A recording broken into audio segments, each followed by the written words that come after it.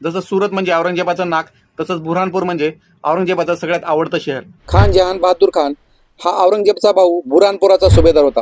याच बहादूर खानाला त्याच्या भाच्याच्या लग्नासाठी औरंगाबादेला जायचं होतं. बुऱ्हाणपुराच्या सुरक्षेसाठी असलेली 8,000च्या फौजेपैकी उताळा बहादूर खान 3,000ची फौज घेऊन औरंगाबादेस गेला. औरंगाबादेत जात असताना त्याने काकर खानास बुऱ्हाणपुराची जबाबदारी देऊन 5,000 सैन्य त्याच्या मदतीस दिले. इकडे संभाजी महाराज सुरत लुटण्यात जात आहेत अशी फेक खबर काकर खानास लागली. आपल्याकडे असलेल्या 5,000 सैन्यापैकी त्याने 4,000 सैन्य सुरतेच्या सुरक्षेसाठी पाठवले. याचाच फायदा संभाजी महाराजांनी घेतला. 5,000चा गोडदळ बुऱ्हाणपुराच्या वेशीवरती पाहून काकर खान गार पडला. त्याला काही समजण्याच्या आत 1,000 मुघली सैन्य मराठ्यांनी कापून काढलं.